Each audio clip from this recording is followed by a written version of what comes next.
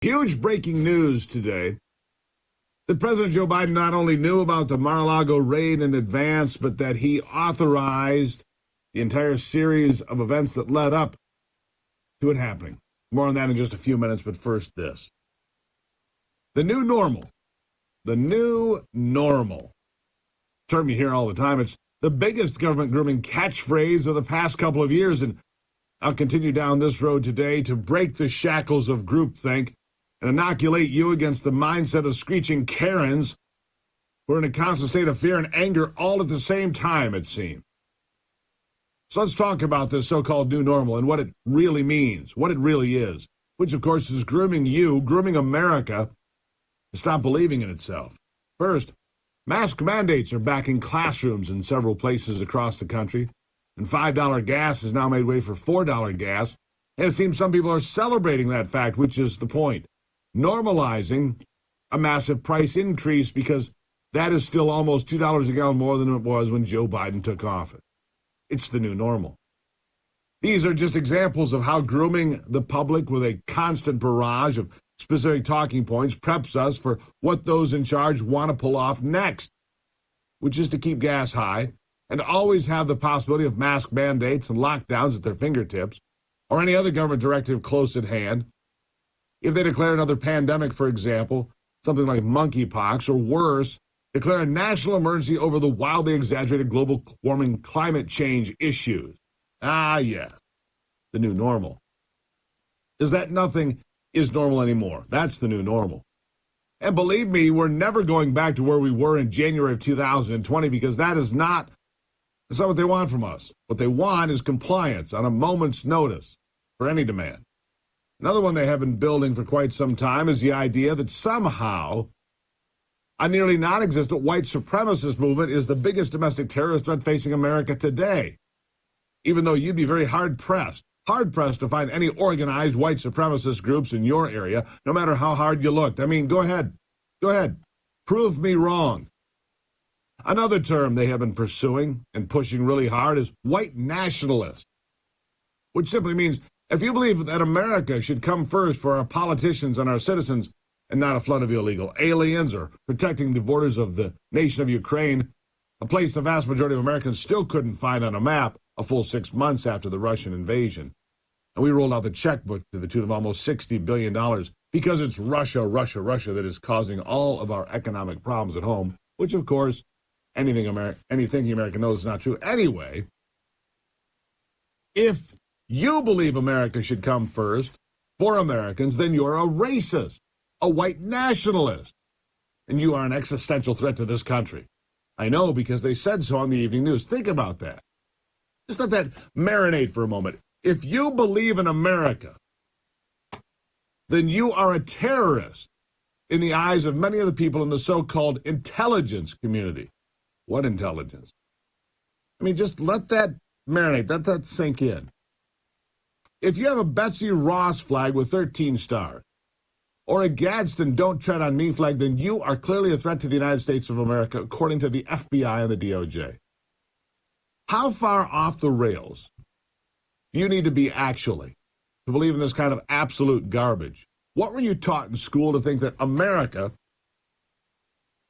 the nation that saved the free world not once but twice in the last century, is a sinkhole of racist and greedy free market pigs? That you should feel guilty because America has succeeded with the longest functioning government in world history at 246 years and counting. Those that want to undermine this nation and replace it with some kind of European socialist cesspool are continuously hammering on the exceptionalism that has defined us ever since we shot British soldiers in the face at Lexington and Concord to end real tyranny for the most powerful country on earth at that time. The new normal is something we must fight every step of the way. This grooming with fear and loathing on all the left-wing news outlets, on TV, online, newspapers, and the movies, it must be outed for what it is. Must be. You have to speak up and be heard. And that doesn't mean screaming at people all the time. It means educating people, showing them facts, telling them the truth. Maybe start with something small like $4 gas really isn't normal. Your electric bill going up 30% really isn't normal. Or how about this one? 87,000 IRS agents with guns coming to your door really isn't normal. And they will be going after millions of Americans because what the hell else are they going to be doing? And trust me, that is not normal. Mask mandates and demands for more booster shots.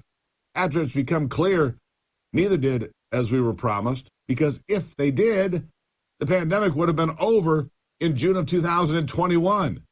And continuing to push for those things is certainly not normal. The new normal is not normal at all. It is just a broad and concerted effort to groom you into believing that somehow it is.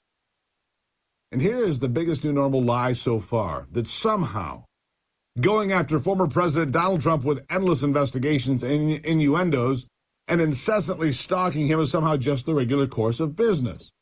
I mean, after all, we've just learned that the White House not only knew about the moves being made by the Department of Justice and the FBI, Joe Biden's administration facilitated the entire criminal probe and sank every single privilege claim made by President Trump. And it was done with the full knowledge and consent of President Joe Biden. I'll have a lot of details on that coming up in a moment. Simply put, this means Joe Biden and company have run a coordinated and unprecedented campaign against a former president that he unseated in 2020 and will likely be the Republican nominee and his opponent in 2024. And he did so by reversing the privilege of a former president when it comes to classification. Alan Dershowitz, Democrat and Hillary Clinton voter, was appalled and said this, I quote, "The current president should not be able to waive the executive privilege of a predecessor without the consent of the former president. This is not normal. And if it's allowed to stand, we have consequences for generations of presidents to come." More on this again in a moment, like I said. But none of this is normal, my friends, not one bit of it.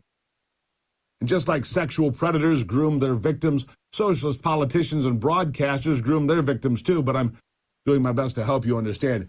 You are not a victim, and you need to be clear you will never be a victim again, not to this government overreach.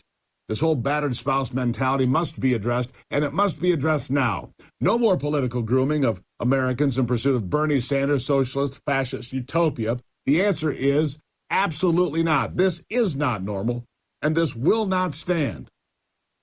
Are we clear? All right, good. So when we come back, a deep dive. John Solomon, Just the News, broke this story. Joe Biden was complicit in all of it, and the raid on Mar-a-Lago was just the capstone, all right? Quick break on the Steve Gruber Show. I'll be right back.